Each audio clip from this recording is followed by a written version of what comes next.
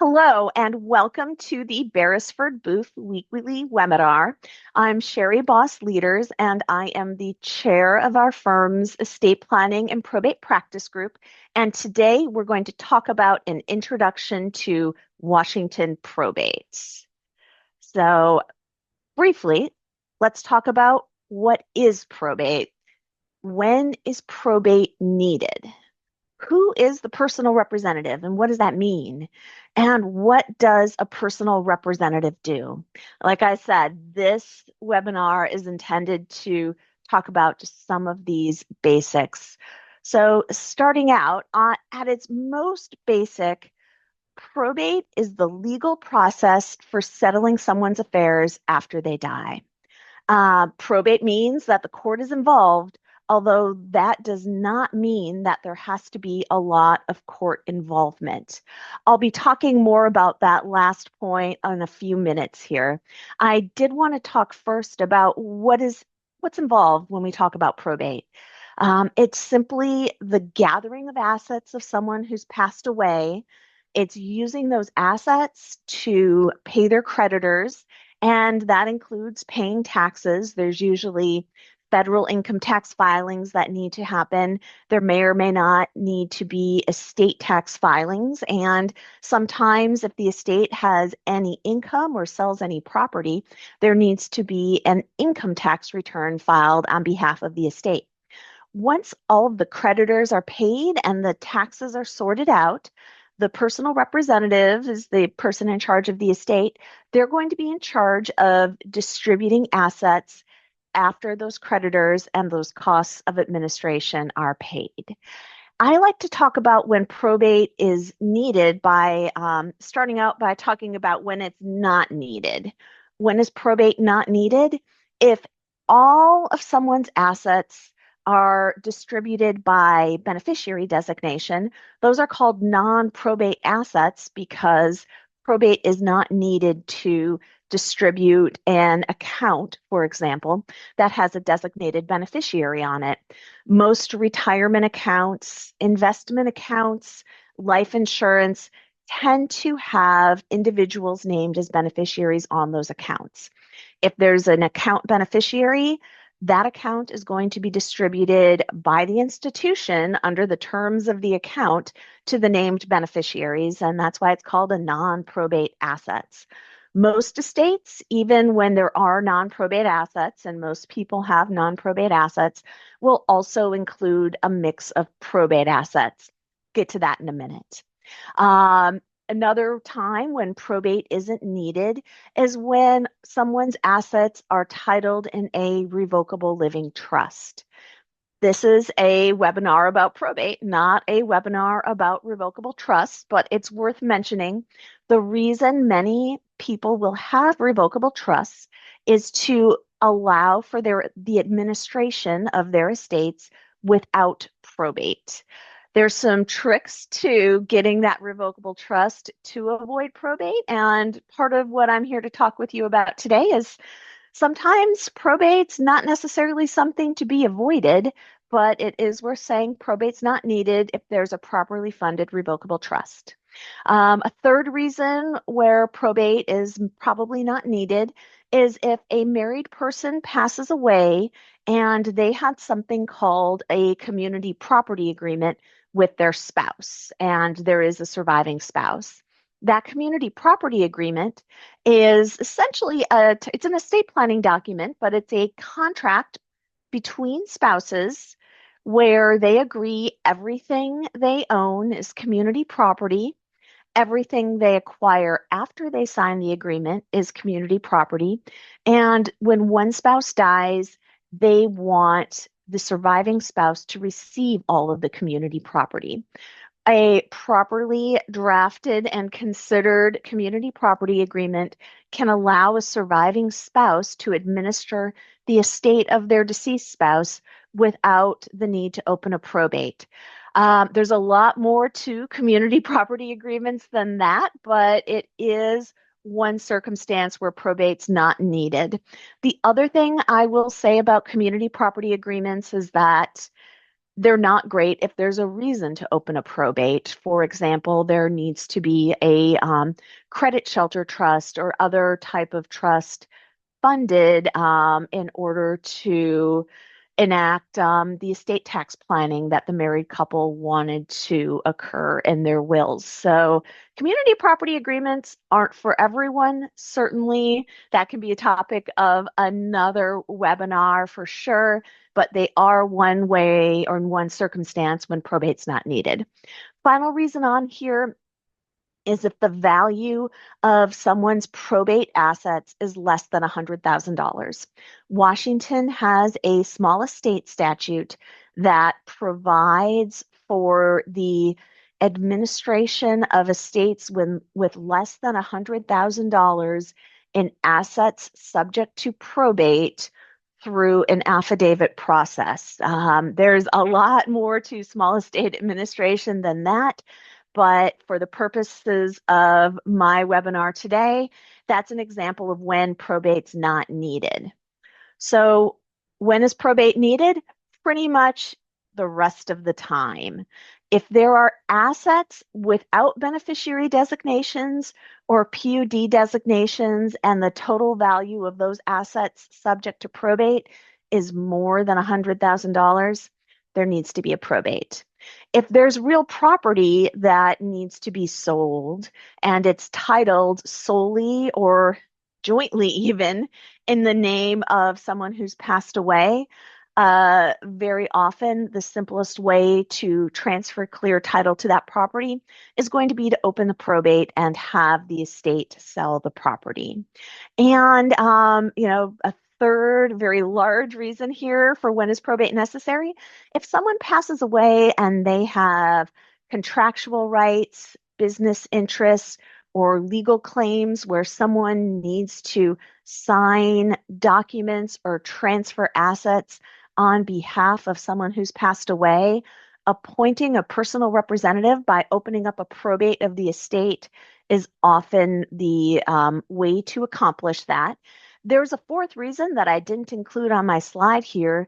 Certainly, even if there's assets subject to probate and the total is under $100,000, but accessing those assets is administratively challenging for the family or the beneficiaries of the estate, a probate might be opened anyway, just for ease of administration. So let's talk about that personal representative. Who is the personal representative? Personal representative is sometimes referred to as the executor. It's the person who's in charge of administering the estate. That is their overall responsibility. They're appointed by the court. A will can nominate someone to be personal representative, but to actually have authority to act on behalf of an estate, a personal representative needs to be appointed by the court. And with that court appointment, the personal representative is able to, in essence, stand in the shoes of the person who passed away, and they'll have full authority to manage that decedent's affairs. So, what does a personal representative do in a probate? They're creating an inventory of the assets because you need to know what's in an estate in order to know how to administer it. They're gathering information about creditors and following the formal creditor claim process provided to probate estates under Washington law. They're responsible for paying legitimate creditors and making sure that any taxes owed by the decedent or the estate have been paid or are provided for. They're responsible for distributing assets, either under the decedent's will or, if that person didn't have a will, under Washington's laws of intestate succession. And that simply means two heirs at law. That personal representative is going to have authority to sell real property and, basically to take action on behalf of the person who passed away in any capacity that the person who has passed away would have had. They can assign contracts, they can collect debts owed to the estate, and they can pursue legal claims that the person who passed away had against third parties. A personal representative has a fiduciary duty to act in the best interest of all the beneficiaries. Next up, let's talk about the two types of probate. There are two kinds of probate. There are probates where there is no will. That is called intestate administration. Intestate means without a will. And when there's not a will and a probate's opened, the personal representative is issued a document called letters of administration. When there is a will, then you've got a probate of a will, and the personal representative is issued letters testamentary. And that means they're letters authorizing the personal representative to carry out the decedent's wishes under the will. We're going to talk about what the difference in administration can look like with probate with a will and without a will. When there's a probate with a will, that means that the court has admitted the will to probate. That will have nominated a personal representative. Now, it's possible that the nominated personal representatives in the will are not able or willing to serve. And those circumstances, sometimes it's a beneficiary or another family member, is able to have that will admitted to probate, and they're issued what's known as letters of administration with will annexed. That will give the personal representative the authority to administer the estate under the terms of the will, even though they're not the person who was nominated in the will. That's probably a little bit more advanced than an introduction to probate, but I think it's worth mentioning here. And, finally, in a probate where there's a will, the assets of the person who passed away are going to be distributed as directed under a will. Then let's talk about the difference, by contrast, with probate without a will. There's still a personal representative that's appointed, and the court is opening the probate, but they're not admitting a will to probate because there is no will.